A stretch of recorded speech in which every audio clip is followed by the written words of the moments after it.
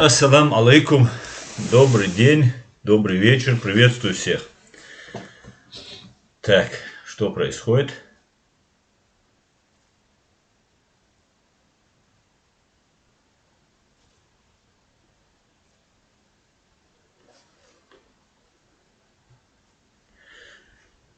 Какие-то проблемы, да, у нас опять со связью?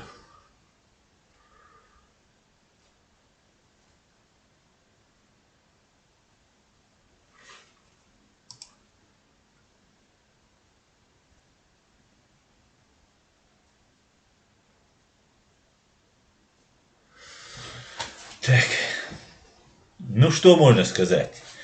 Опять у нас возникают проблемы со связью.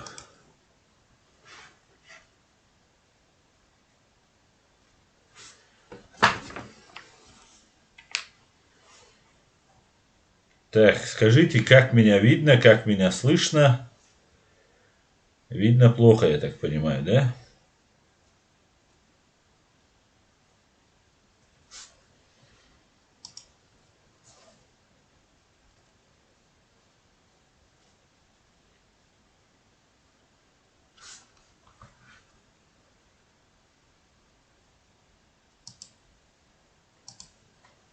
Так, одну минутку. Сейчас я здесь постараюсь настроить.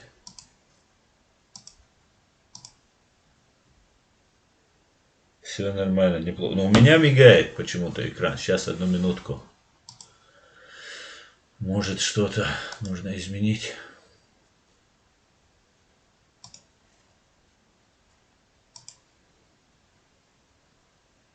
Видим, слышим. Отлично. Но у меня экран мигает. Вот я вам сейчас покажу. Вот у меня это происходит. Ну ладно, оставим тогда то, что тут не показывает. Главное, вы меня видите, и это самое главное. Ассаламку, все четко, Дон. Ага, Чигитерка Грозный у нас появился. Все видим, все слышно отлично. Хорошо. Тогда буду просто смотреть на ваши комментарии и не буду смотреть видео по компьютеру. Буду смотреть видео. Если что, вы мне тогда скажите. Если я буду показывать видео, у нас возникнут проблемы со звуком и так далее. Каждый раз какие-то проблемы у меня во время стрима. Не каждый раз, но бывает, возникают. Не знаю, с чем это связано. Не будем все на ефрейтора Сидорова валить. Короче, ассаламу алейкум, приветствую всех. С вами снова я на канале Reality Орти Аслан. Сегодня 24 мая 2021 года. И мы сегодня будем обсуждать наболевшие проблемы, которые непосредственно касаются чеченцев и граждан Чеченской Республики Ичкерия.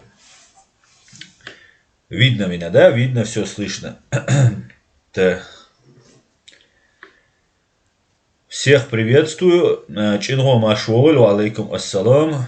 Чеченский след Рязанский Сахаров на месте. Алейкум салам, Ашволь. Файтер Израиль на месте. Всех приветствую. Секрет Румтера приветствую. Как найти Аслана Лорса. Файтер Израиль тоже. Асланбека Тутаева. И всех. Я вас приветствую, друзья. После месяца Рамадан немножко Аслан, трансляция, все нормально. Отлично, файтер.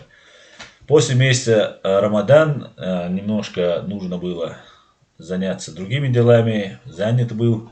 Но теперь я опять в строю, как говорится. Так. Посмотрим. Немо. Алейкум ассалам. Немо Машуоль. Неуловимый Джо. Алейкум ассалам. Джо Машуоль. Так. Сегодня я бы хотел поговорить о ситуации, которая складывается в Украине. Совет национальной безопасности и обороны Украины, возглавляемым президентом, главнокомандующим Владимиром Зеленским, внесли бойцов чеченского батальона имени шейха Мансура в санкционный список. И у них будет им нельзя будет открывать счета, у них возникнут там разного рода другие проблемы. Но о депортации пока не идет. Слава богу, украинская общественность, украинские добровольцы отреагировали своевременно. Сейчас речь об депортации в фашистскую Россию не идет. Она не шла и в начале, просто уже как бы была вот такая вот информация, которая вбрасывалась, что возможно их будут депортировать. Так, включим поярче свет, забыл все в попыхах, как говорится. Но у меня складывается впечатление, что никто их депортировать не собирался. Стрелки и вот эта волна, то, что их будут депортировать, это сделано для того, чтобы их спокойно вызывать в суд, вызывать на следственные действия какие-либо, для того, чтобы вот конкретно заняться батальоном имени шейха Мансура и Муслимом Чеберлоевским и так далее. Не знаю, в чем причина, что происходит. Ну, конечно же, я уверен, батальон шейха Мансура готов открыть для диалога, для общения и со следственными органами, и с любыми представителями украинской власти. Но будем наблюдать, будем смотреть. И какая будет поступать информация, буду сообщать ее. Единственное, что хотел бы добавить, что Дмитрий Ярош, тот самый, чьи визитки находят у русские где только возможно и где невозможно тоже, заявил, он является руководителем, лидером добровольцев, сейчас я точно не помню, чтобы не напутать, не буду сейчас говорить, и он сказал, что ни в коем случае они не дадут отдать чеченцев на растерзание России.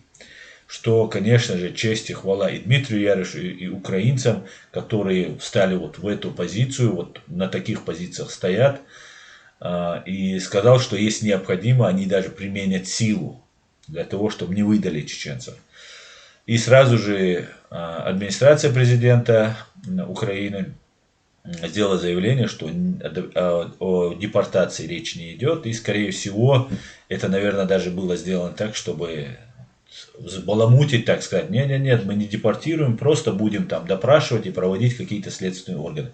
Поэтому Муслиму Чеберлоевскому, батальону шейха Мансура я советую нанять лучших адвокатов, самых лучших, и защищать свои права профессионально в соответствии с украинским законодательством.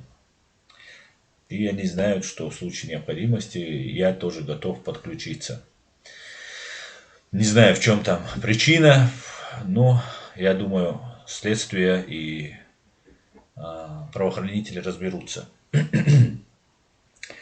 Так, давайте еще почитаем, что вы говорите, и потом я хотел бы за эту неделю, что меня не было, может быть, чуть дольше, много событий случилось, несколькодневная война в Израиле, по которому я делал заявление, оно сделало такой, вроде бы у меня всего лишь 30 тысяч, да, мой канал подписчиков, нас всего 30 тысяч, наш канал запрещен на территории фашистской России, кстати говоря, единственный канал из всех чеченского сегмента, из блогеров, говорящих людей, да, открыто не просто ролики, которые делают, я знаю другие каналы, которые не делают стримы, не ведут диалоги открыто. Их тоже некоторые запретили. Но вот из такого блогерского канала, мой единственный канал запрещен на территории фашистской России.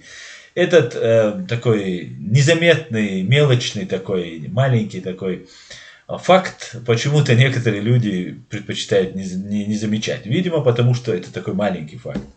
Маленький факт он еще, наверное, потому, что все видео, сам канал запрещен на территории фашистской России. Также отдельно каждое видео выбирается, которое касается правовой, юридической стороны независимости чеченского вопроса. Заметьте, никакого исламизма, никакого терроризма, никакого экстремизма, призывов там, к насильственному свержению, кроме как просьбы к американцам совершить акт справедливости и отправить дроны в Москву, в Кремль, на Лубянку, там, в Хоси-Юрт или еще куда-нибудь. Больше никаких призывов нет. И эти призывы только лишь в соответствии с законом, международным правом и желание американцев, если на то оно будет. И при всем при этом кто-то умудряется еще меня в чем-то обвинять.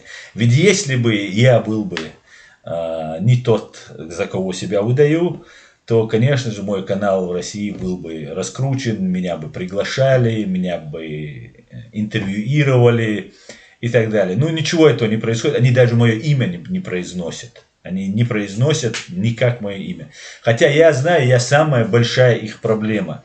И более того, я хочу сказать, и им в том числе, что вот я вот такая проблема, как говорят в юриспруденции, обстоятельства непреодолимой силы. Вот не можете вы никак преодолеть правду. И дело не во мне, как в личности, а дело в том, что я говорю правду. И вы ничего не можете сделать против этого, ну, кроме физического устранения меня, что, несомненно, вы готовитесь, собираетесь сделать, и маловероятно, но, возможно, вы это сделаете. Но это нас не остановит, так как все, что я говорил, сохраняется дополнительно на этом канале. Я уверен, все мои тезисы, все моих товарищей, мысли, они потом будут разрезаться и распространяться. И в том числе это касается ситуации в Израиле и в Палестине. Ведь мы не являемся участниками этого конфликта. И мы не можем быть на стороне фашистов российских и предателей чеченоговорящих. И вот почему. Обо мне не говорили, но вот в связи с этим событием, то, что я вот высказался по поводу войны в Израиле, войны между террористической группировкой Хамас и государством, демократическим государством Израиль, меня начали со всех сторон, на меня начали производить нападки. И, конечно же, в первую очередь это кадыровцы, да, так называемые кадыровцы. Это подрусские мусульмане, которых я теперь отныне буду называть подрусскими. И они, ну и есть как бы и на стороне ичкерийцев, которые не произносят мое имя, которые пытаются меня не упоминать. Вот последние вот несколько дней сорвались просто. Все начали. Здесь находящиеся там разные блогеры начали обо мне вспоминать. Разные люди начали обо мне вспоминать. Конечно же, подрусские меня начали вспоминать. Но и это как бы, как говорит Киселев, совпадение, не думаю. Я думаю, это одна волна. Я вам говорил, что они от меня не отстанут, пока я веду свою эту деятельность. Конечно же, от меня они не отстанут. Так же, как и я не отстану, так как правда, она восторжествует. Мы в это верим. Далмула. Дуакти Швайцуна. И вот обо мне начали опять врать и придумывать разные сказки. Давайте попробую вам сейчас показать видео Чингиза Ахмадова, который является директором ЧГТРК, по-моему. Раньше у них был другой, сейчас его сняли, заменили этого тоже скоро снимут. Но обо мне, давайте послушаем 2-3 минутки, что он тут говорит. Давайте. Я надеюсь, стрим этот, как его, страйк, они мне не пришлют за то, что я как-то продемонстрирую. Ну, поэтому недолго. Давайте послушаем. Звук мой, Алиш. Престолов куда-то исчезают. Мы не слышим от них никаких воинственных призывов, требований к Израилю прекратить обстрелы сектора Газа и прочего. В этот раз Закаев вместо себя выпустил в YouTube своего ручного пса Аслана Арцуева, который выразил позицию так называемого правительства ЧРИ в Израиле. Абсолютная ложь. Я хочу сделать в этом месте отдельно пояснение. Я не являюсь человеком Закаева, или как меня называют, псом Закаева, так как, во-первых, я волк, а вот этот человек, которого вы сейчас видите рядом, вот, как его, Чингиз Ахмадов, вот он является на самом деле собакой, под-русски он. Подрусская собака. Но дело в том, что я никогда, еще раз, позицию по поводу Закаева, каждый раз они меня пытаются пристегнуть к Закаеву, чтобы через меня, например, за мои высказывания, я веду активную работу, и за меня совершать нападки на Ичкерию, на правительство Ичкерии. Я не являюсь человеком Ахмеда Закаева. Никогда не являлся человеком Ахмеда Закаева. Никогда не входил в команду Ахмеда Закаева. Не собираюсь туда входить. И никому не советую, да, никого не призываю, скажем так, входить в команду Закаева. Я посчитал, что Ахмед Закаев является легитимным представителем нашего правительства. И на сегодняшний день я так считаю до сих пор. Потому что другого правительства я пока не вижу, которое может действовать, как действует Закаев. Хотя, конечно же, у меня есть вопросы, претензии и так далее. Это нормально, мне кажется. Поэтому ни в коем случае я не высказывал ни Ахмеда Закаева, ни своих товарищей, да, мнения. Я высказывал свою точку зрения. Ну, мои товарищи в этом случае единогласно практически все согласны с моим мнением, мы это обсуждали, мы согласны с этим совсем. И еще раз хочу напомнить, что я не являюсь там, как они говорят, там, евреем по национальности, что ничего зазорного я в этом не вижу, даже если я был бы евреем. Я по отцу сам являюсь типа Нашхо, с Мазархо, с местности с Нашхолам. Моя мама является Акинка. Ни по отцу, ни по матери у меня не было ни евреев, ни кого-либо других по национальности. И я это говорил не потому, что это зов моей крови, а говорил я это потому, что это зов здравого смысла. Да? Я это говорил потому, что это является честной и справедливой позицией. Да, Израиль в некоторых моментах за много 10, 20, сколько уже, 80 лет этого противостояния с момента образования государства Израиль идет вот это противостояние, как мы знаем, на второй день после объявления независимости Израиля на них было совершено нападение нескольких арабских стран, которые против того, до сих пор против того, чтобы государство Израиль существовало, в чем я не могу быть согласен. Израиль, и как любой народ имеет право на свою государственность. И Израиль не всегда был прав, и не всегда происходит в соответствии те действия, которые делает Израиль, в соответствии с международным правом. Но именно вот последний этот случай, этот вот однозначно Израиль не нарушил международного права. Ответ был очень жестким, погибли мирные люди, мне очень жаль, я очень соболезную, и вне зависимости, это палестинские дети и женщины, израильские, чеченские или там немецкие, для меня нет разницы, если гибнут женщины и дети, это очень плохо. Но мы должны напомнить, что первыми открыли огонь по мирным городам Израиля арабы из террористической группировки Хамас. И Израиль имел право ответить.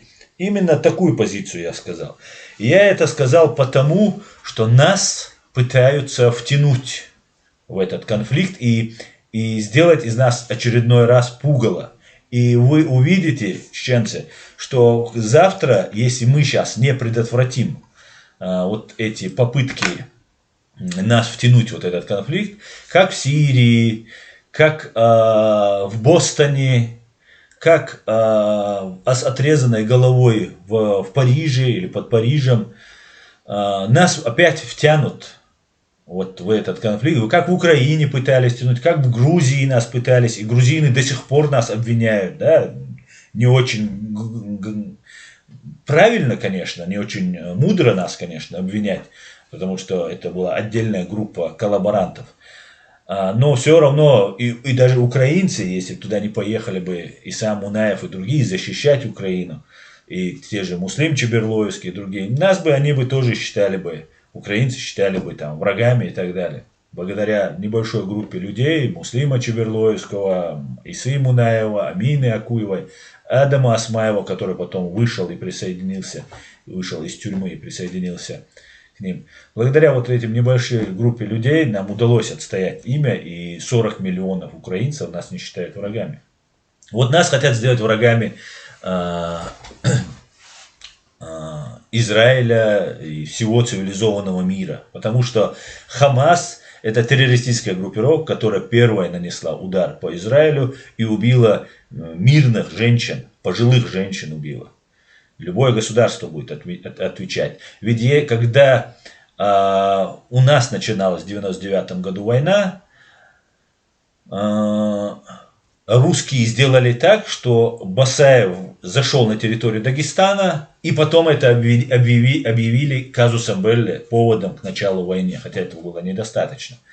И Басаев не нападал ни на кого и не убивал мирных женщин, детей. Наоборот, чеченцы пошли помогать аварцам, защищать их женщин и детей, чтобы вывести из-под удара, который наносили русские террористы по своим же гражданам, россиянам.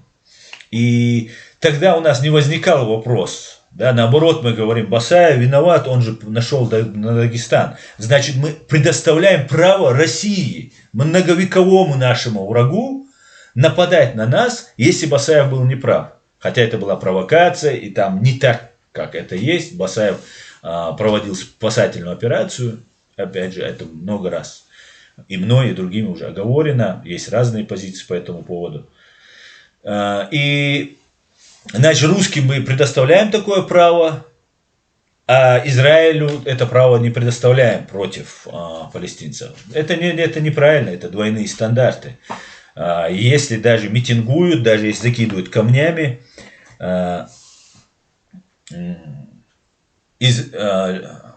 применять оружие и убивать людей нельзя. Была накрутка, как обычно это делают арабы, сразу вмешивается религия туда и так далее. И как верно заметил один блогер израильский, такая же ситуация была в Нагорном Карабахе, когда армяне, воюя с Азербайджаном, хотели представить это христианско-мусульманскую войну. Хотя там религия вообще даже не пахла. Да? Вообще не имеет это ничего общего с религией. То же самое произошло и в Израиле. Поэтому я попросил не быть чеченцев, не быть инструментом в руках фашистов. Ну вот смотрите, после того, как я сделал, есть такой один пропагандист, который возглавляет другой пропагандист. Сейчас я вам показывал Чингиза Ахмадова, один пропагандист, есть второй пропагандист Адам Шахидов. Как и Чингиз Ахмадов, Адам Шахидов, у него борода, вот эта риторика мусульманская и так далее, ну, побольше, чем у Чингиза. И вот он тоже, не называя, как обычно, моего имени, мне никто не объявляет кровную месть, никто не называет моего имени, никто не призывает меня вернуться домой, там, и никто не раскручивает меня, конечно, но они вынуждены иногда напоминать И опять же меня пристегивая к правительству Ахмеда Закаева. Еще раз, еще сотый раз скажу. Я не являюсь человеком Закаева. Никогда не являлся человеком Закаева.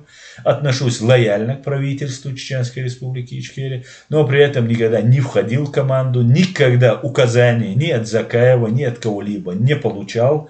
Говорить это или делать это на конкретных случаях. Поэтому и никого не призываю входить в команду Закаева. Так что каждый волен решать сам. Разбирайтесь, смотрите и принимайте решения сами. Давайте послушаем, что говорит Адам Шахидов. Видите, Коран там, ну, как положено, вся атрибутика матерых пропагандистов налицо. Давайте.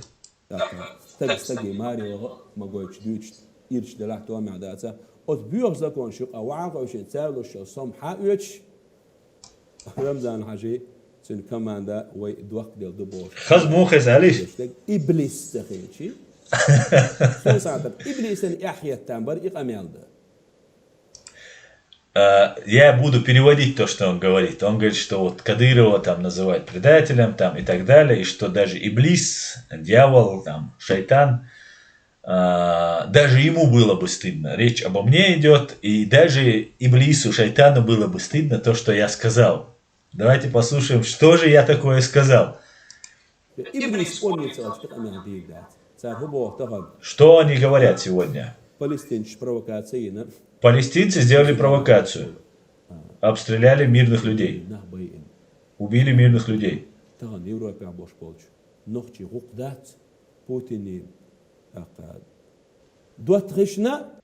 Сегодня живущим в Европе, да, звук слабый, я думаю, но я буду по-русски все равно переводить, поэтому я думаю, особо проблем не будет. Звук тицату, лосик, я максимально прибавил звук, почему-то это у них на канале он звук слабый. Он говорит, короче говоря, что... Давайте. Давайте еще раз. Палестинцы сделали провокацию. Это я говорю. Убили мирных граждан. Сегодня живущим в Европе чеченцам нет, не должно быть дела говорить на друзей Путина.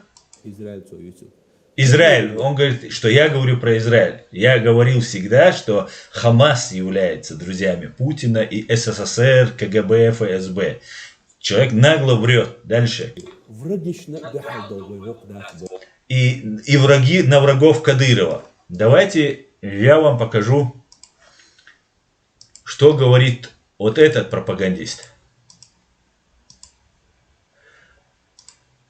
Они, видимо, не сговорились между собой, поэтому у них накладочка. Один пропагандист из ЧГТРК Грозный говорит, что, ну, повторяет честно, что я сказал, да, при всем том, что он меня нелестно обзывает, но при всем при этом этот, по крайней мере, честно, ну, хотя бы анализ делает того, что я говорю, правильно.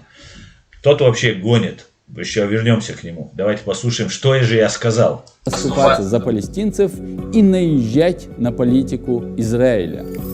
Нужно ли нам заступаться за друзей Путина, за врагов, наезжать на врагов Кадырова? Вот, слышали.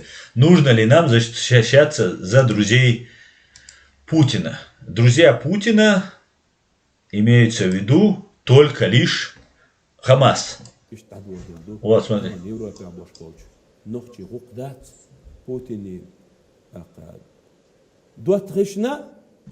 На друзей... На друзей...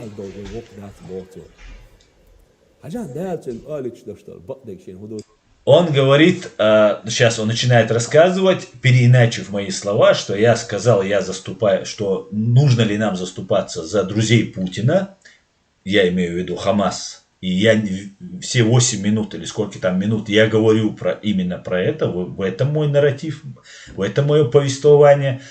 несмотря на это, этот человек умышленно или неумышленно искажает мои слова и говорит, что я говорю, что Путин друг Израиля, что не соответствует действительности. И он добавляет, что смотри, говорит, как Аллах дает им и заставляет их говорить правду.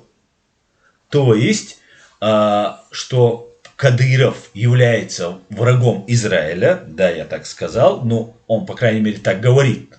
Кадыров, я думаю, даже не знает, где находится Израиль. Да? Ему сказали, Путин и КГБ, вот он и повторяет, что ему сказали сказать.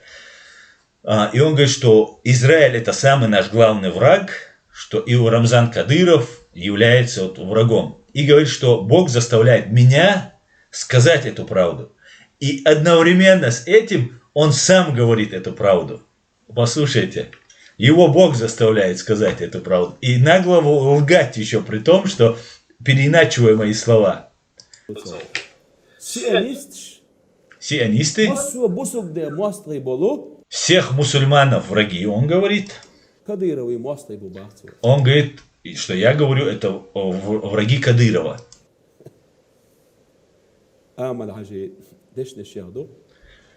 Из слов Ахмада Кадырова.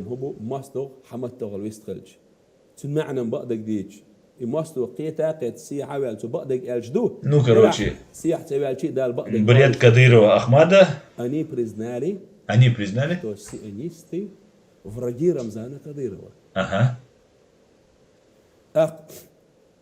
Путин друзья, и он говорит, что они Путина друзья. Израиль, который враги Кадырова, он сейчас пытается объяснить, что Кадыров независимая фигура, что Израиль друзья Путина и враги Кадырова, что в принципе невозможно.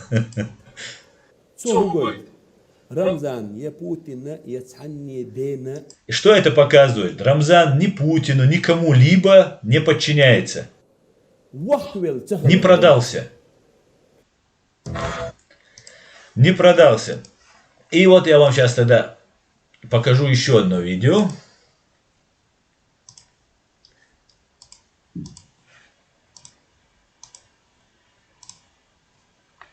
Еще одно видео про Рамзана Кадырова, который не подчиняется никому. Независимый президент,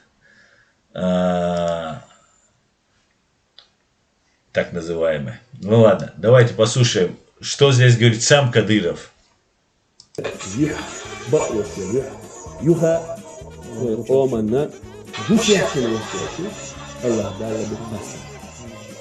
Я опять же повторюсь, это те шайтаны, которые хотят беспорядки на территории Российской Федерации, говорят об этом.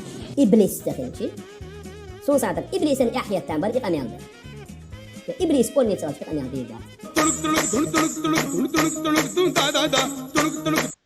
Так, дальше.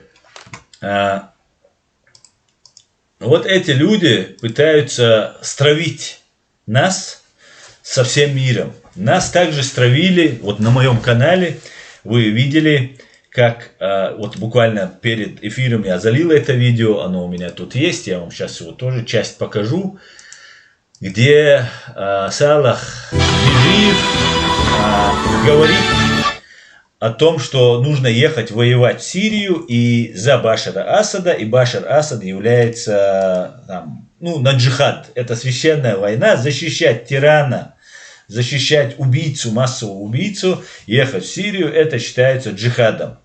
И как вы видите, вот сзади на фоне стоит, как обычно, Магомед Бутылкин, который работает на ГРУ, на военных, и они отправляют новую партию в Сирию, там русские и чеченоговорящие, поэтому здесь поп и второй поп. И давайте буквально несколько минут послушаем, все слушать может неинтересно. Это 5 декабря 2016 года. Салах Лубянский, под русский Салах, отправляет чеченоговорящих для защиты тирана и угнетателя мусульман. Что еще нужно? Что еще, просто чтобы вы понимали? Россия является многовековым врагом мусульман. Всю свою историю самым главным большим врагом в мире для мусульман была Россия. И именно пользуясь страхами Запада, Америки, Россия сейчас продает свои услуги по сами создавая вот эту исламскую проблематику, исламизм, ИГИЛ, Хамас и другие. Справедливости ради нужно заметить, что Хамас там и другие, Хизбалла, это не только русские с ними имеют дела, делают, но это и Турция с Хамас, и Иран, и как бы в этом плане у Хамаса много союзников и друзей, которые также способствуют ее преступной террористической деятельности. И вот он отправил туда. И давайте посмотрим Сирию людей. Мы знаем, что там было. Давайте посмотрим, что говорит Адам Шахидов сейчас уже про Палестину. Вот к чему нас ведут. И вообще, Чеченская республика, оккупированная, временно оккупированная Чеченская республика, сейчас готовится именно к той ситуации, чтобы она выглядела и вела себя так, как уже на протяжении 80 лет ведет себя Палестина. Бедный палестинский народ, который оказался в этой пропаганде, его используют, его натравливают, эти люди нищенствуют, эти люди находятся в не очень хорошем положении. И вот именно это нас ждет. Вот нас готовят. Может быть, против Грузии это будет, может, против Турции, которая уже на Кавказе. Но и вообще нам не дадут развиваться здесь, в Европе, когда мы будем такими неблагонадежными какими-нибудь там исламистами и каратистами. Давайте посмотрим, что говорит Адам Шахидов, предатель Родины, враг чеченского народа. Давайте послушаем. Чеченец, хочу обратиться к президенту государства Палестина, господину Махмуду Аббасу. Поистине, молодежь Чечни, ее храбрецы и герои с вами, и мы никогда не бросим вас. Вот я перед тобой, о Иерусалим. Аллах велик. Слава Аллаху. Вот к чему нас готовят. Вот к чему я призываю не поддаваться, будь осторожным. И это не от Ахмеда Закаева, это от меня лично. И от моих товарищей, которые разделяют мое мнение по этому поводу. Так, далее, возвращаясь к ситуации про Шахидова, хотел бы показать вам очень интересный момент. Адам Саид Аллаханович Шахидов, 75 года рождения, был награжден 19 января 2017 года министром внутренних дел, надеюсь, вы видите, орденом за заслуги. Сейчас я чуть-чуть увеличу, потому что это важно. Видите? Еще могу увеличить. В этом гостинице я начальник. 17 января. Так. Себя я на время уберу, чтобы вы меня видели, чтобы вы видели. Смотрите, 19 января 2017 года награжден министром внутренних дел по Чеченской республике орденом за заслуги в борьбе с экстремизмом и терроризмом на территории Чеченской республики. Теперь же мы вернемся к другой статье, которая нам рассказывает, что Сулейман Гезмахмаев нам рассказывает, что все эти люди, 15 февраля, мы опубликовали первую часть, так, все эти люди, по большей части совсем молодые парни, были задержаны сотрудниками чеченских силовых структур в декабре 2016 и в январе 2017 года. И 26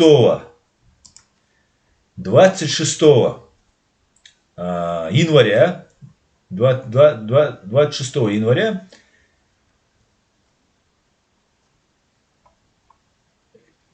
26 января, вот вы видите, в январе были, 26 января в Грозном расстреляли десятки людей. У меня закрадываются смутные сомнения. За что с 19 января, то есть именно в эти даты, когда были казнены 27 человек, которые доказаны в общей сложности, по моим данным, мне поступала информация, что около 100 человек в тот период времени было казнено. За что представитель, пропагандист, как-то у них там она называется, телекомпания «Путь», Адам Шахидов был награжден вот таким высоким званием, орденом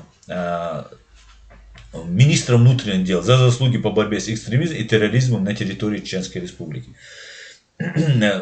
Первое, что мне приходит в голову, это его награждение связано с тем, что именно Шахидов является человеком, который был причастен к выявлению и допросам, и оперативной работе по выявлению этих людей.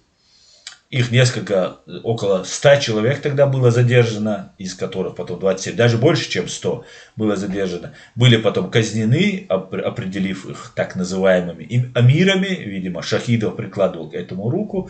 И министр внутренних дел его за это наградил. Значит, Руслан Алханов, Адам Шахидов, так же как и ФСБ по Чеченской Республике, причастны к этим преступлениям. И в августе 2017 года первым в Чеченской Республике Адам Шахидов получил почетную награду медаль памяти Ахмада Хаджи Кадырова. Ну, не знаю, с чем это связано. Но именно вот эта медаль, вполне может быть, это связано с теми убийствами, массовыми убийствами 2017 января 2017 года. Возвращаясь, опять же, к тем друзьям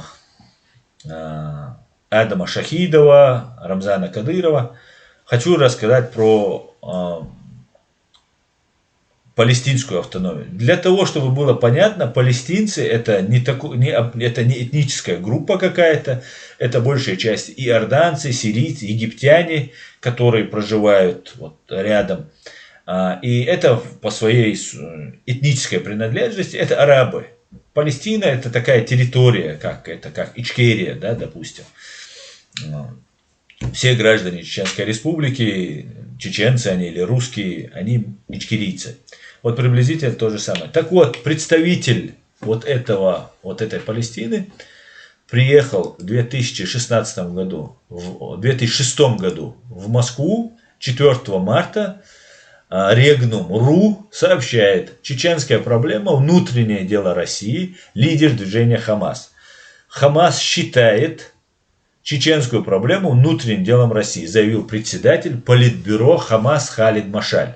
Это внутренняя проблема Российской Федерации, сказал он на пресс-конференции. Мы не вмешиваемся во внутренние дела других государств, добавил он, передает утро. Я думаю, у чеченцев должно хватить чувства собственного достоинства, так как нам его не занимать, чтобы после этого относиться соответствующим образом к любому, кто относится к нам так. И мне тут говорят, ну это же всего один человек и так далее. Это председатель Политбюро Хамас. Это не последний человек, который принимается. И Хамас был законно избранный с наблюдателями и митингов, протестов из-за того, что во время активной фазы геноцида чеченского народа представители арабских народов поступили с нами именно так. Поэтому угрызения совести у нас по этому поводу быть не должно. Вот это непосредственно сам Халид Машаль, и вот это Лавров является на этой фотографии. Так. Далее, возвращаясь к этой теме, чтобы закончить, и потом перейду к вашим комментариям, которые вы написаны, я хотел бы вам сказать, что мы знаем, что руководители палестинской вот этой автономии обучались, готовились в Москве. Они многие говорят по-русски, на русском языке, заканчивали университет имени Дружбы народов имени Патриса Лумумба. И эти люди выполняют задания русских чаще всего. И за это им платят деньги, за это им дают оружие, за это их приглашают в Москву и так далее, и так далее. Ну, когда нужно, эти люди скажут, что Чечня это внутреннее дело. Национально-освободительное движение чеченского народа, государства чеченского, мусульман, этими мусульманами не считаются не мусульманами, нас они не считают, да, если исходить из религиозной догмы, эти люди должны за нас заступиться. Но для них это не обязательно. Впрочем, это понятно, почему они друзья Шахидова и там Кадырова, потому что именно эти люди и являются такими же предателями чеченского народа. И для них важно вот деньги, огромные деньги выделяются в Палестине и там какие-то свои интересы преследуют для того, чтобы вот мешать существованию, развиваться Израилю. И с чем это связано? Во-первых, почему я считаю, не только потому, что это люди, обучавшиеся и являющиеся агентурой КГБ еще с советских времен, ну и потому, что сейчас против Израиля вот в последнем вот этом боестолкновении применялись ракеты российского производства. Возможно, их передал Иран, возможно, их передала Россия, но посмотрите, что потом произошло. Палестинцы нанесли удар по Израилю, Израиль ответил, погибли мирные люди. И в этот момент эскалация произошла, и в этот момент, когда у них ракеты закончились, и их миссия по привлечению международного внимания к себе закончилась, они, как и положено террористов, сразу же начали просить, с первой нанесли удар, и потом сразу же начали просить Израиль прекратить боевые действия. Давайте посмотрим, что говорят «Известия» по этому поводу. Известия.ру называется сайт. Палестина готова к переговорам. Священная волна. Палестина призвала Израиль начать мирные переговоры. Диалог рассчитывает провести на платформе Ближневосточного квартета. Палестина готова к переговорам с Израилем, чтобы положить конец эскалации в Иерусалиме и в секторе Газе. Об этом известием заявил посол государства Палестина в Москве Абдель-Хафиз Нафаль. По словам дипломата, внимание, лучшим форматом для начала диалога палестинская сторона видит Ближневосточный квартет, куда входит Россия, США, ЕС и ООН. И тут самое главное это США. И вот мы теперь видим, откуда растут ноги. Почему российские ракеты, почему Машаль и террористическая банда Хамас не признана террористической Москвой. И вот они наносят удар, и первое, что требует посол Палестины в Москве, Абдуль-Хафиз Нафаль, требует провести переговоры с участием США и России. И давайте посмотрим, где они пытаются провести эти свои переговоры. Палестина готова провести переговоры с Израилем, бабам, в Москве. 18 мая 2021 года rg.ru сообщает нам, Палестина готова в любое время к прямым переговорам с Израилем в Москве, заявил посол Палестины в Российской Федерации Абдель-Хафиз Нафаль. Мы согласны провести переговоры хоть завтра, и внимание, потому что мы уверены в российской стороне. Вот. Это говорит о том, что Россия дала согласие для того, чтобы провести переговоры хоть завтра в Москве. Между тем продолжают взаимные обстрелы. Далее. Что говорят русские по этому поводу? Газета РУ нам сообщает. У России получится лучше, чем у США. Кто может помирить Израиль и Палестину? Если израильтяне не понимают, что вот эти люди, которые сейчас погибли, то тяжелое положение, которое они пережили, когда их обстреливали несколько тысяч по разным оценкам, ракет прилетело на города Израиля, то я просто не знаю, что еще нужно израильтянам показать, что это был акт агрессии со стороны России и Хамаса против Израиля, а не кого-либо другого. Потому что именно Россия сейчас хочет разговаривать. В МИД России хочет разговаривать по поводу урегулирования этого конфликта. МИД России предложили обсудить конфликт Израиля и Палестины в новом составе, уже существующему формату квартета, включающего Россию, Евросоюз, США и ООН. Могут присоединиться сами Палестина и Израиль, а также 5 арабских стран и так далее. Но это все такая мишура, которая завешивается. Главное встретиться с Россией и США, чтобы начались контакты и переговоры. И палестинцы должны понять, их руководство, ими управляющее, для того, чтобы услужить России, неизвестно, что они получили. Может, просто ракеты получили, может, ракеты и деньги получили, может, еще что-то они получили. Но сам факт остается фактом. Применяются российские ракеты, Израиль отвечает и гибнут мирные палестинцы, и во всем этом палестинцы должны обвинить свое руководство, которые совершили провокацию, и погибли люди, как с израильской стороны, мирные люди, так и мирные люди с палестинской стороны. Вот о чем мы говорим. Вот о чем мы говорим. И нам, как когда-то Салах Лубянский нас звал в Сирию, отправлял вот этих чеченоговорящих, также отправляют сейчас, хотят отправить или там создают такое представление о чеченцах, что мы какие-то там везде идем воевать, где там касается и не касается религии и так далее. Совершенно это не так, и нас пытаются использовать. Вот, в принципе, как-то так я хотел донести свою позицию по поводу вот этих всех событий, которые происходили и, видимо, будут еще происходить вокруг Израиля и Палестины, ну и, конечно, нас пристегивают ко всему этому. Вот, в принципе, как-то так. Давайте я сейчас перейду к вашим вопросам, почитаем ваши вопросы и пообщаемся. Так, ну опять у меня здесь не показывает. 99-го года Хамас с офисом в Кремле. Да, возможно. Так, давайте перейдем к вашим вопросам. Друзья, давайте задавайте свои вопросы. Давайте посмотрим. Джахар Дуда, вот это поворот. Аслан, теперь все понятно, и ты все по полочкам разложил.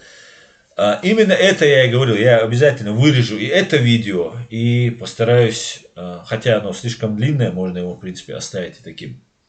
Ну вот, я пытаюсь объяснить, как я это вижу. Мы, чеченцы, не должны никуда вмешиваться, у нас своих проблем выше крыши.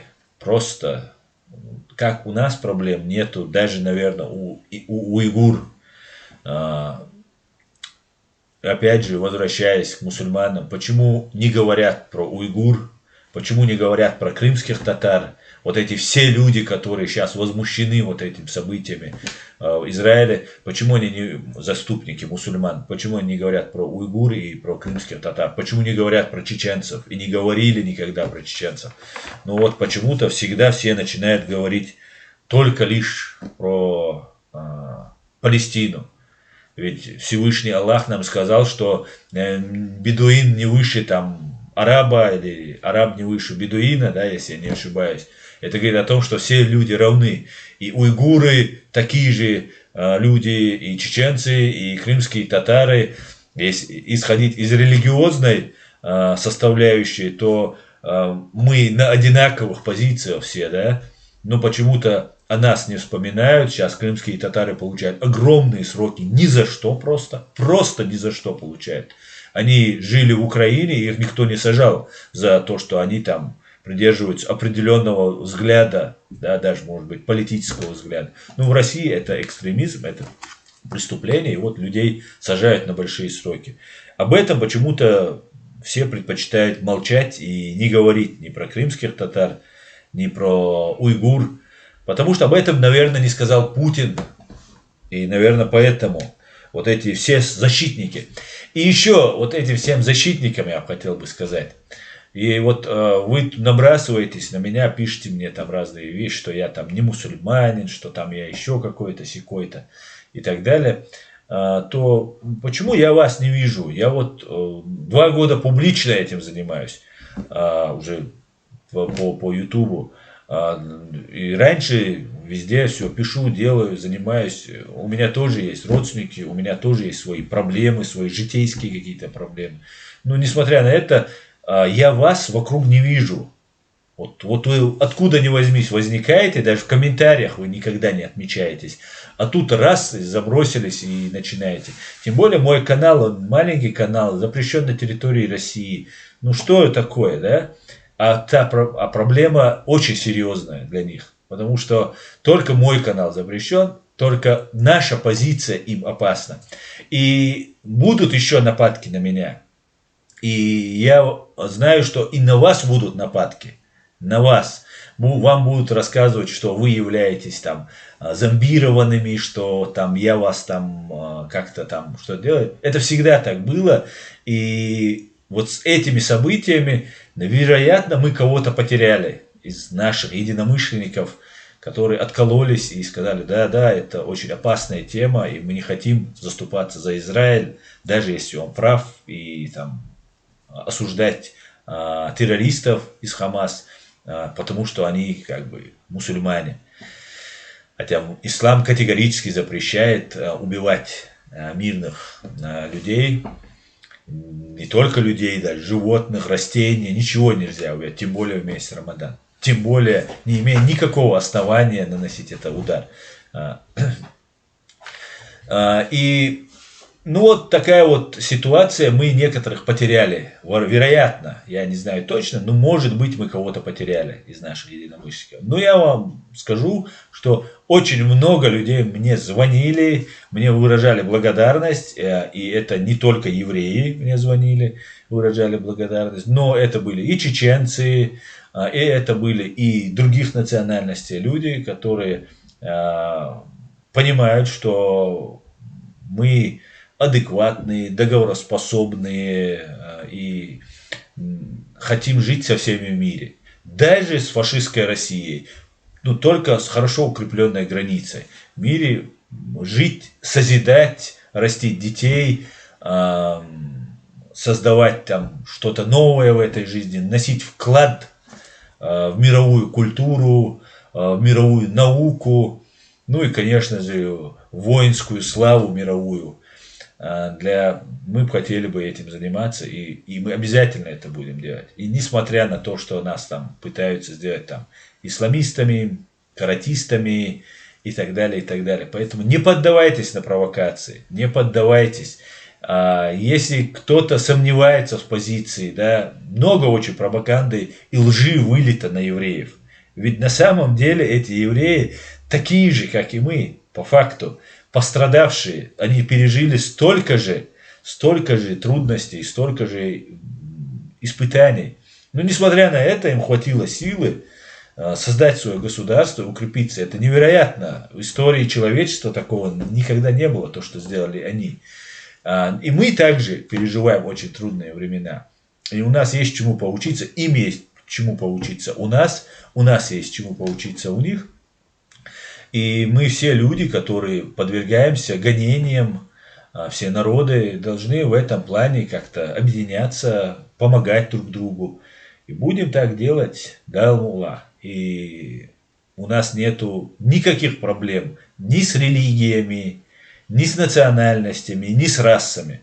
У нас есть территориальный спор за наше государство, который на протяжении 4 веков уже Россия под разными предлогами, называя нас исламистами, разбойниками, бандитами и кем угодно, совершает против нас ужасные преступления.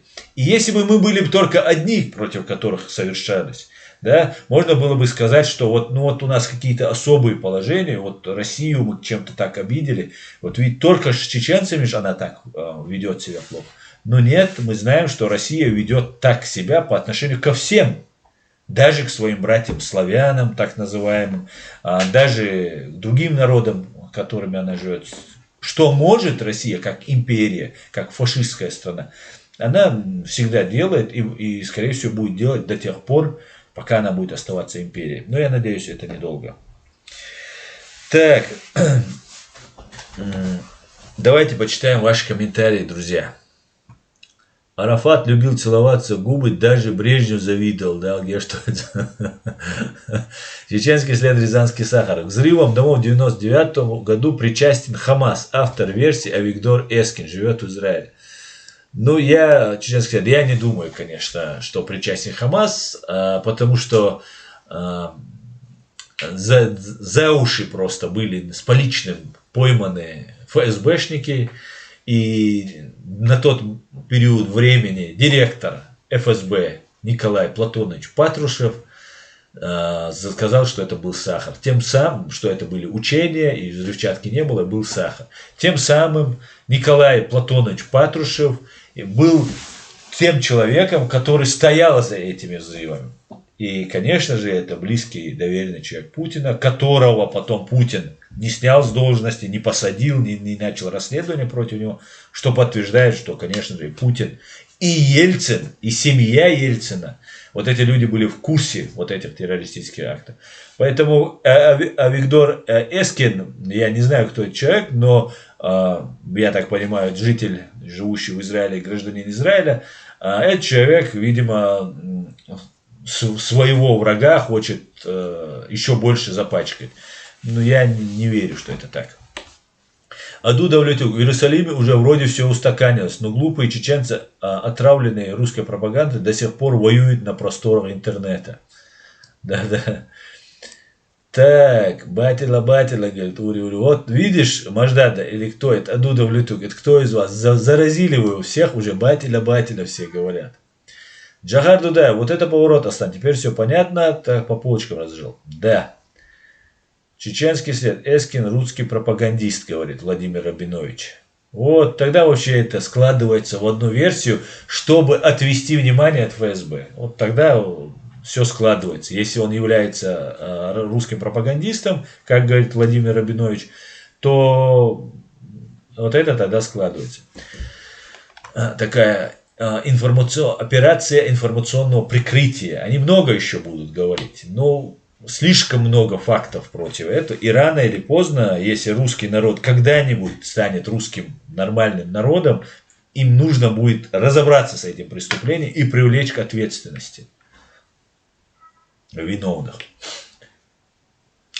Хоть-то русские хотят разговаривать, но как у них есть шоу Малахова, пусть говорят. Хотя русские хотят разговаривать, говорит файтер Израиль. Так, кафыровцы строят план пробить коридор до Палестины. Мой в приходе из Бадена, говорит Хамзат Гилаев. Так.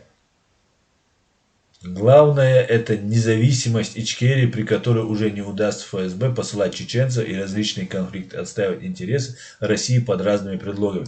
Лунный свет, абсолютно верно. Пока чеченцы не станут независимыми, пока чеченцы не будут интегрированы в европейское общество, в западное общество, да, до тех пор, пока чеченцы находятся в оккупации и являются инструментом в руках оккупанта, империи, чеченцы представляют угрозу и для себя, и для окружающих. Поэтому весь мир должен всячески способствовать освобождению Чеченской республики Ичкерия и восстановить чеченцев в правах. Ичкерия это ключ к свободе и демократии. Именно так будет называться предстоящая конференция, о которой я потом, надеюсь, скажу попозже. Так, пойдемте дальше. Я перемотал.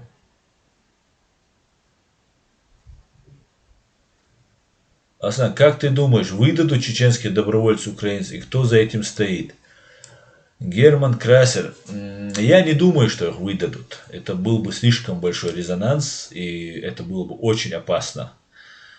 Это, и когда выдавали Тимура Тумгоева, это была невероятная подлость, совершенная генеральным прокурором и его заместителем Евгением Ениным. Тогда его вызвали и сказали, что просто с тобой должен отметиться, там какая-то формальность юридическая была, он там проходил, ему не давали позитива, у него были тяжбы судебные, или он уже проиграл эту судебную тяжбу, или в процессе был еще, не был проигран. И его сразу задержали.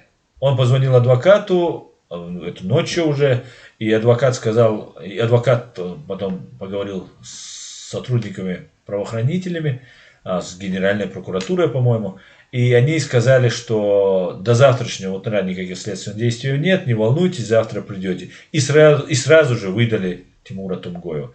То есть совершили подлость. Такую подлость, уже раз совершив, второй раз совершить просто так не удастся. Любое задержание Муслима Чеберлоевского, другого муслима, там, начальника штаба, как писали здесь в интернете, или других людей, которые входят в батальон имени шейха Мансура, этих людей, конечно, сразу же будет реакция и украинского общества, и самого батальона, и других бойцов. Поэтому, конечно, это не пойдут. Скорее всего, это сделано для того, чтобы начать какие-нибудь следственные действия. Это мое мнение. Из той информации, которую я на этот момент имею. Она может изменить, мое мнение может измениться после того, как получу более развернутую информацию, более подробную информацию по этим событиям.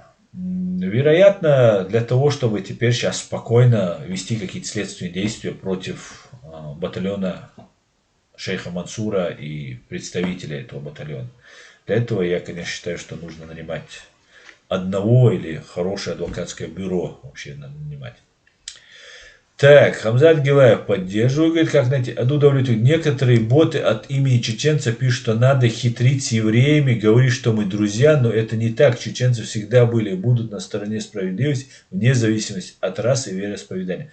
Да, удовлетворить. Это тоже очень верное замечание. Нам хотят сказать, давайте, это, знаете, это такое нивелирование. Давайте публично писать, что мы давайте обманем евреев. Но это дискредитация нас идет. Мы никого не обманываем, мы говорим то, что думаем. Я думал перед тем, как сказать, что Израиль не виноват и имеет право на защиту, что кто такие палестинцы, подробно рассказать. Знал реакцию, особенно в это время, когда такое нагнетание идет. Но я все равно посчитал нужным, несмотря на то, что это может нанести какой-то репутационный урон, да, вырезая, искажая, как вы сейчас видели, пропагандист Адам Шахидов рассказывает, что, переиначивает мои слова, так они много раз делали с моими словами и будут делать. Но мы будем говорить правду. На канале реалити вы узнаете реальность, и вы узнаете только правду. И обещаю вам говорить только правду. И в этом моя сила. Другой силы у меня нет. За мной не стоят ни ЦРУ, ни Ми-6, как они мне приписывают, ни другие какие-нибудь там, ни Моссад. Никто за мной не стоит, кроме моих товарищей. И самое главное, Божья помощь в лице правды, о которой мы говорим. Остальное вообще по барабану. Что хотят думают, что хотят говорят по этому поводу. И вот эти вбросы, что мы там Израиль обманем, там этих обманем, это тоже из той же области, по дискредитации нас. Такая нашу позицию, да, мы потеряли, я начал говорить, мы потеряли, но многих мы приобрели, опять же. Мы приобрели товарищей, союзников. И знаете, некоторые люди, которые очень не вникали и не разбирались в этой ситуации, когда слышат такое, они говорят, Израиль захватил чужую землю, это же палестинцы, они же там ведут священную войну, там Аль-Акса, там и так далее. Кроме Аль-Аксы там есть и христианская церковь, там и иудейский стена плача, остаток от храма царя Соломона, да? И вот это общее.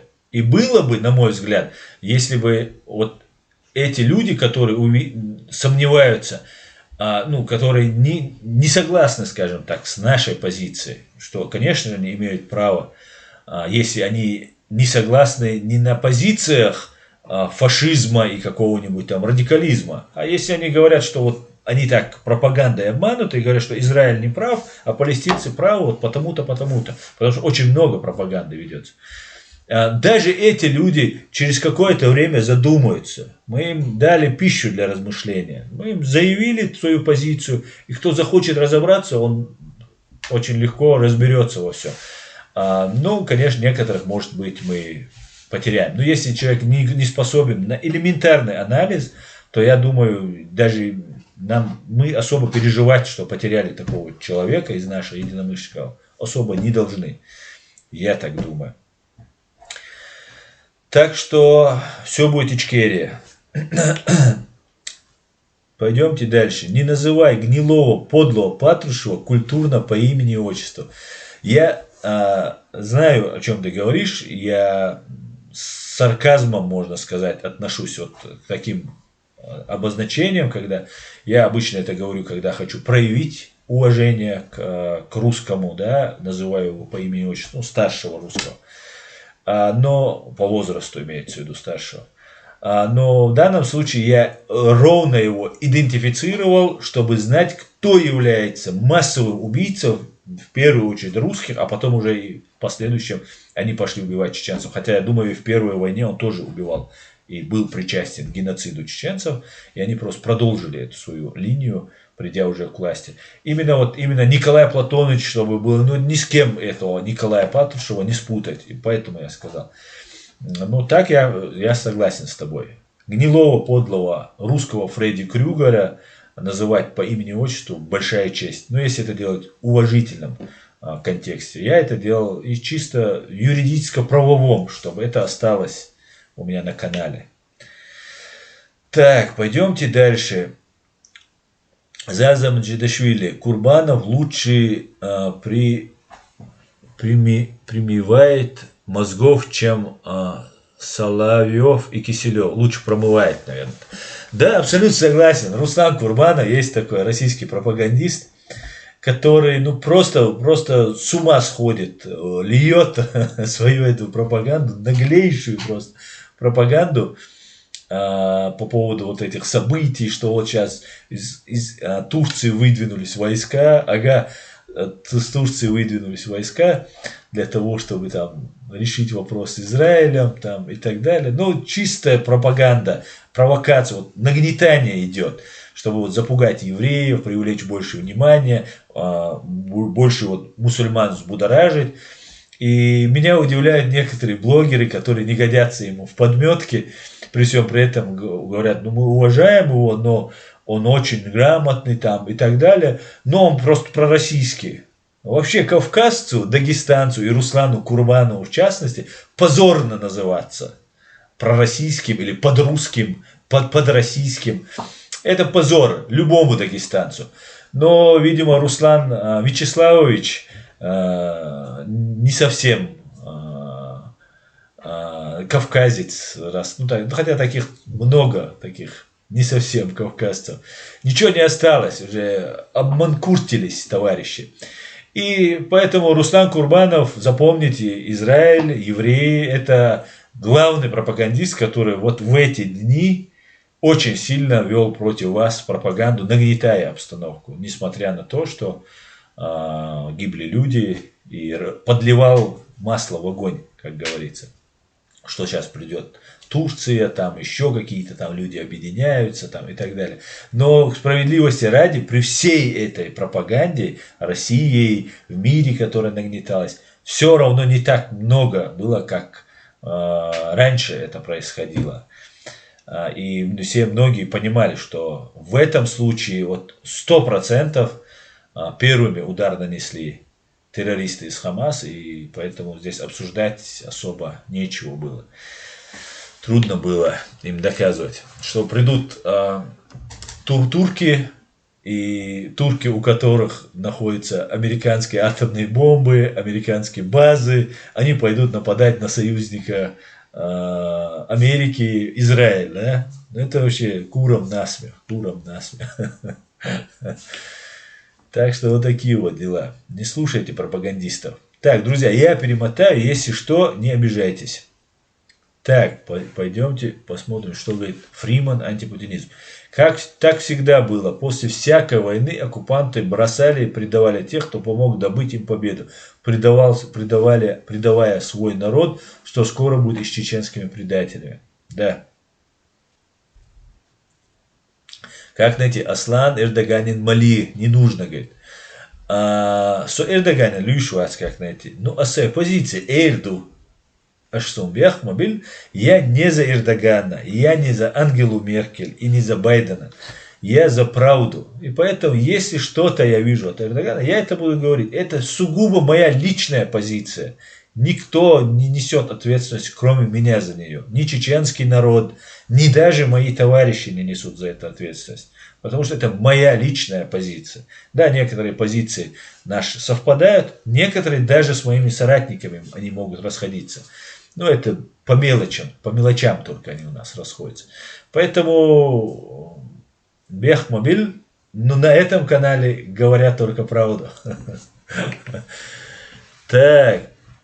Я Куба. Ребята, да и Россия не свободна. Вы думаете, что народ, простой народ России свободен? Протесты по стране. Вот, душка маловато пока. Обидно.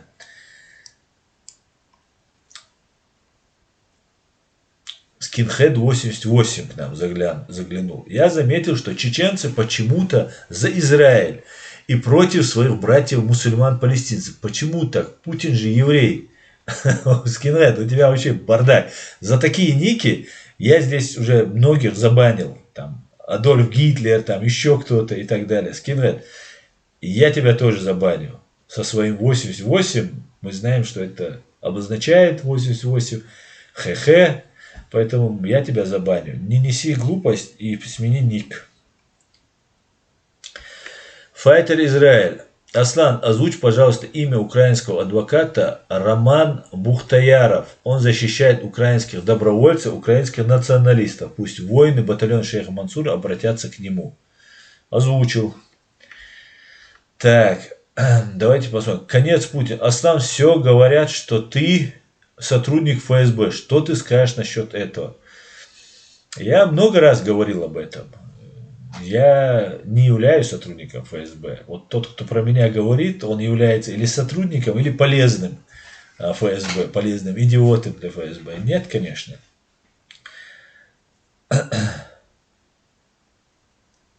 Аслан Асбех Бюльхун Эрдоганин Мали, а то я приду с молотком. Как найти, говорит. Так, где мой молоток? Нету. У меня тоже где-то был здесь молоток. Утащили, видимо. Так. Так что встречу приходи. Кто с молотком к нам придет, тот молоток получит. Так. My word. Если русский националист будет развивать, я как националист помогу с идеологией. Я вас изучил изнутри, говорит. Русский националист.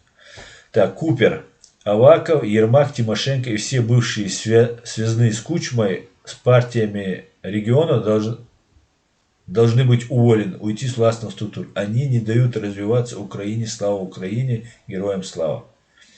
Чечня не Россия. Близов, Агушух, Кучуа.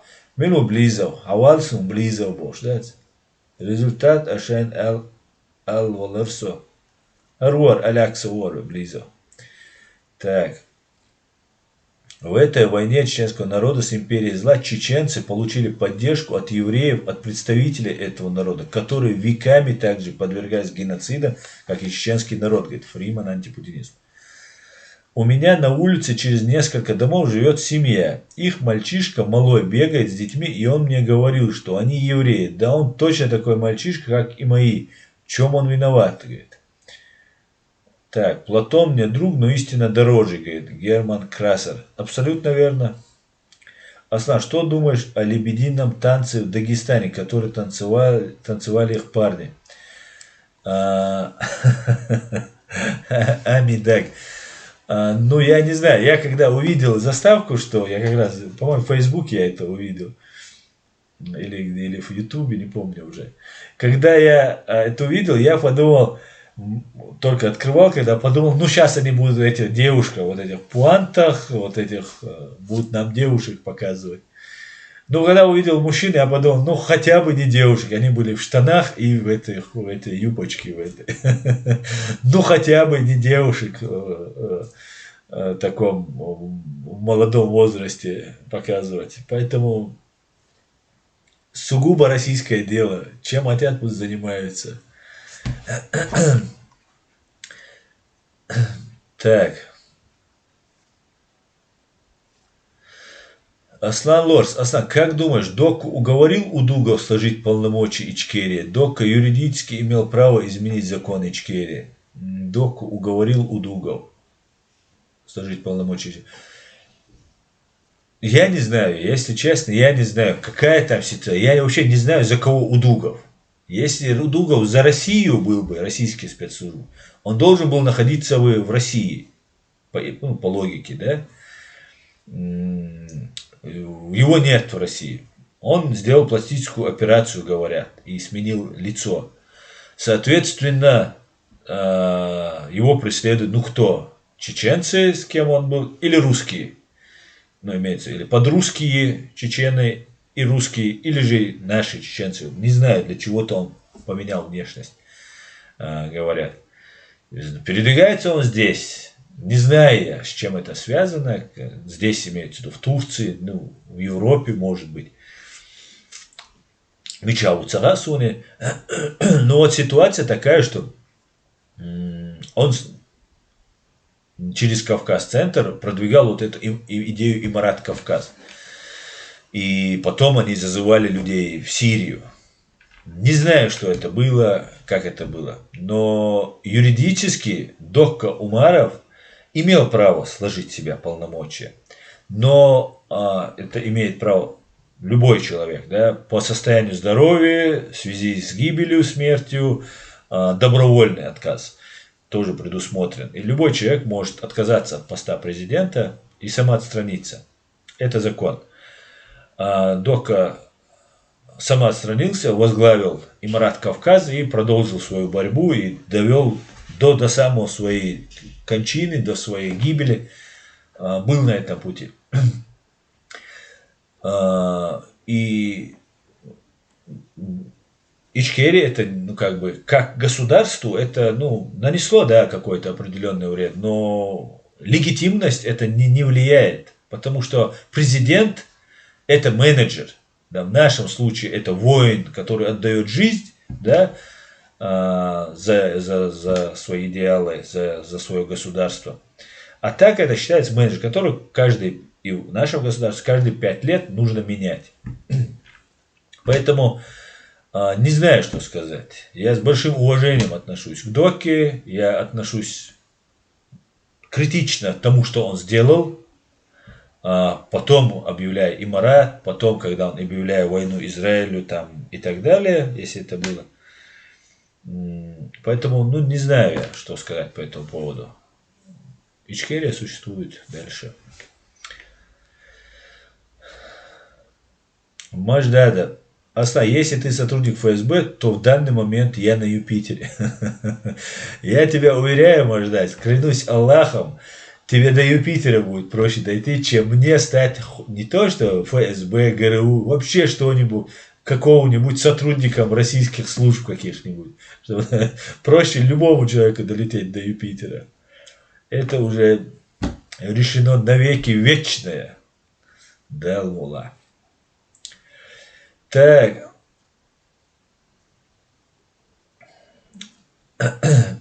Аслан, переводись в Масад, тут платят больше, Владимир Рабинович. Нет, спасибо, спасибо. Маждада, насчет этого конфликта, да, ему не стоило так без реально дел пустостоить, но в других вопросах он все-таки... Так, это вы между собой обсуждаете. Так, Иса Медаев. Ни для кого не секрет, что Хамас террористическая организация спонсируемое Кремлем. Но у чеченцев нет неприязни к государству Израиль. Но неприятие вызывают евреи, которые в 1917 году сидят в Кремле. Ну и сами, да, ну не сидят там евреи в Кремле. Точнее, там не только евреи сидят. Но основной нарратив, там и чеченцы сидят, между прочим. Как мы знаем, есть ведь не только Рамзан Кадыров, есть ведь много других людей. Возьмем Руслана Хасбулатова, возьмем Алу Алханова, возьмем Асламбека Аслаханова.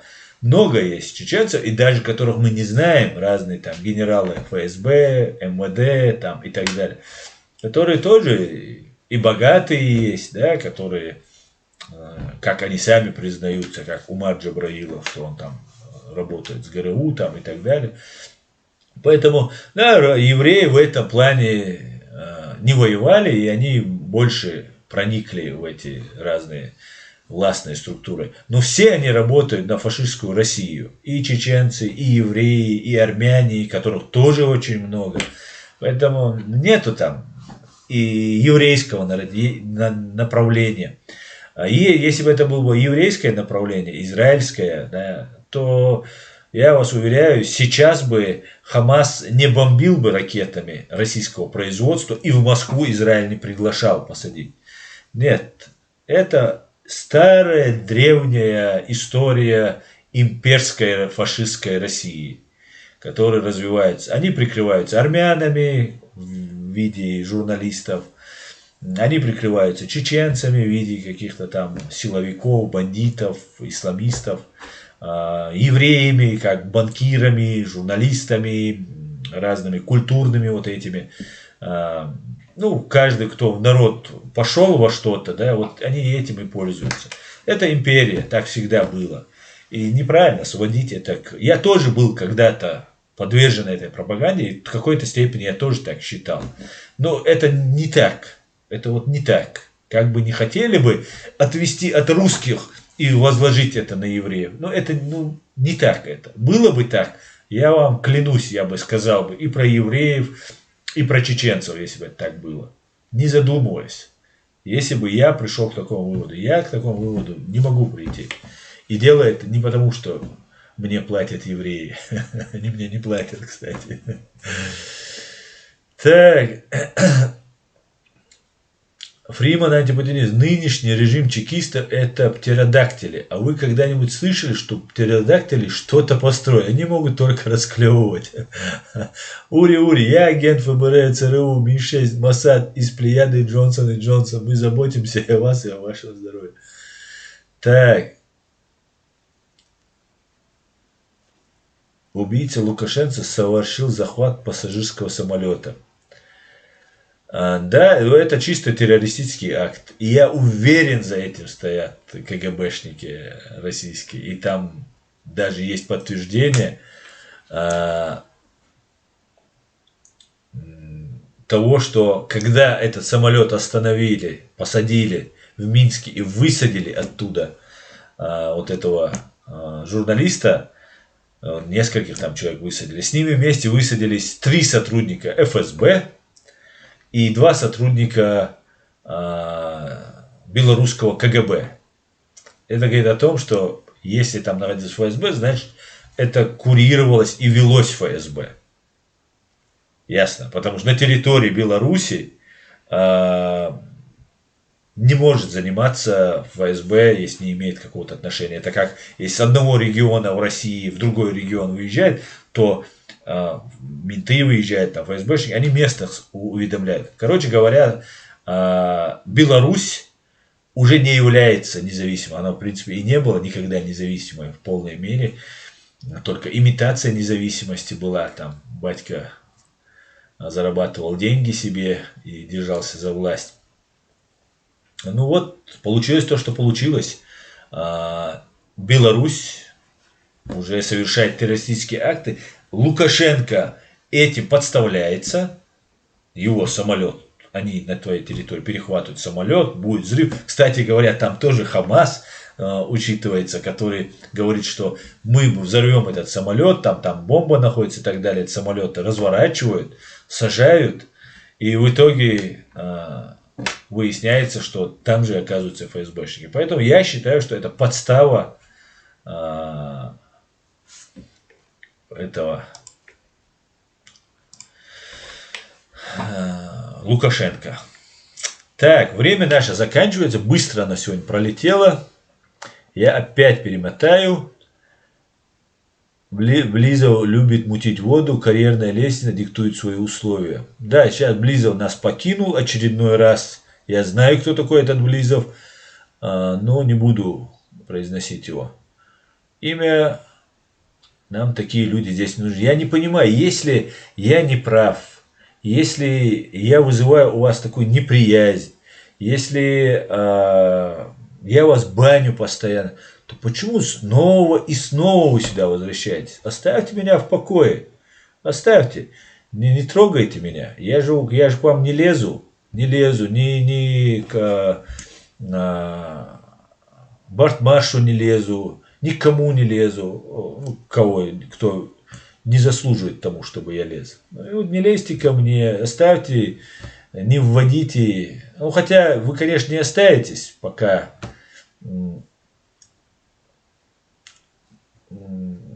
я не остановлюсь. А я не остановлюсь. Обстоятельства непреодолимой силы. Простите.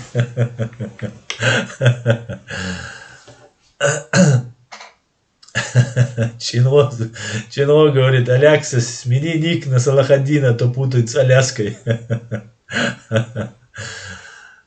Так, Аслан, кто такой Близов? Шипни на ушко. Житель Франции, вот намекаю тебе, говорить не буду, скажу, житель Франции. Так, Исаак, там целая энигма. Так, спасибо за трансляцию, все будет Ичкерия, Файтер, не знаю. Спасибо, Файтер, спасибо. Чечня не Россия. Алякса Цахиль Цавалар, россиянин Волчунах, Хиетарсуа, Хиллалу, Шу россиян, Шхун Ду Цаха Сумбо. Хамзат говорит: Аслан, не пропадай надолго. Нет, обязательно не пропаду. В среду с Хусейном стрим, Далмула проведем, Хамзат. Обязательно. Так, что еще? Асланбек тут: Аслан, держи молоток рядом, если что, то бей молотком и говори, что торг здесь неуместен, подскажу идею. Да, бьешь по голове, торг неуместен. Да. Да, я тоже, кстати говоря, по вам соскучился. У меня много что было сказать, но сейчас вылетело некоторое из головы, и уже время наше закончилось. А так бы мы еще говорили и говорили. Хорошо, друзья, 1,5 часа мы уже в эфире. Спасибо, что смотрите, спасибо, что поддерживаете. Будьте всегда благоразумны, анализируйте, думайте. Не будем думать мы, будут думать за нас.